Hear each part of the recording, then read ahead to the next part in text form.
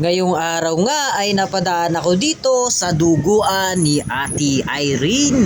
Na kung makikita ninyo ay talaga namang napakasarap tingnan at talaga namang napakahalang. Yun lang, maanghang lang talaga.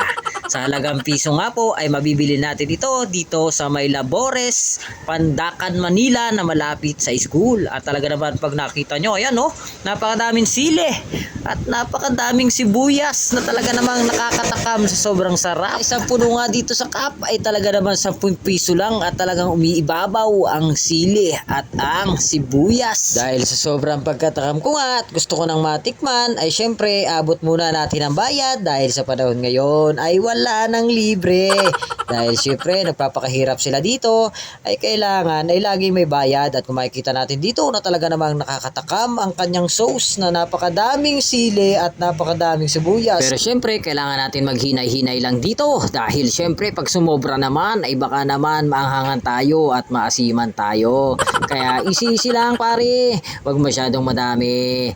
Pero syempre, dahil nga sauce pa lang ay talaga namang ulam na ito. Bali tinanong ko nga dito si Ate Irene kung ilang taon na sila dito nagtitinda ay talaga namang halos daw inabot na ng napakatagal. Abos lumapas na ng 10 taon na nandito siya na halos yung pagdudugo niya ang nakapagpaaral din sa kanyang mga anak. Diba nakaka-inspire kapag ganyan, lalo na kapag makikita mo tong palamig na to na sobrang init ng panahon ngayon. Pagkain mo ng dugo ay syempre sa lamahan mo ng palamig sa halagang 5 piso lang ay meron ka ng isang cup na puno dyan sa cup na yan oh, yung makikita nyo ganyan 5 piso lang ay talaga namang tanggal na ang uhaw mo kapag kumain ka nitong dugo. At ang pinakamaganda nga nito ay pwede mong iulam sa kanin. Lalo na kapag wala kang pera at may 10 piso ka lang sa bulsa o 5 piso ay pwede ka na bumili dito sa duguan ni Ate Irene na sa halagang piso ang isang piraso ay pwede na mo nang makakain at pwede mo nang ihalo sa iyong kanin. At syempre mabubusog ka na rin dahil nga sa sobrang sarap na sauce nito ay talaga namang babalik-balikan mo. Bali hindi nga lang dugo niya ang tinitinda niya dito dahil meron nga rin po siya ditong baga. Pero ngayon nga po ay wala pa dahil masyado pang maaga.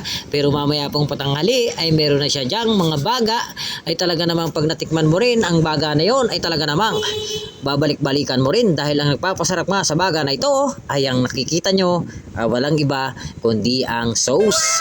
Bali kung makikita nga natin siya dyan na medyo inaantok pa. Dahil nga maaga siyang nagigising, maaga siyang namamalingke, bumibili ng dugo at nagluluto. Ay syempre pumipwesto na siya dyan sa kanyang pwesto. Kaya ano pang hinihintay nyo, sa murang halaga nga lang ay makakabili na kayo ng dugo at baga dito kay Ate Irene. Natagpuan natin dito sa barangay 858 dito sa may Labores Extension, Pandacan, Manila na halos makalapit lang at katapat lang ng school ng Zamora.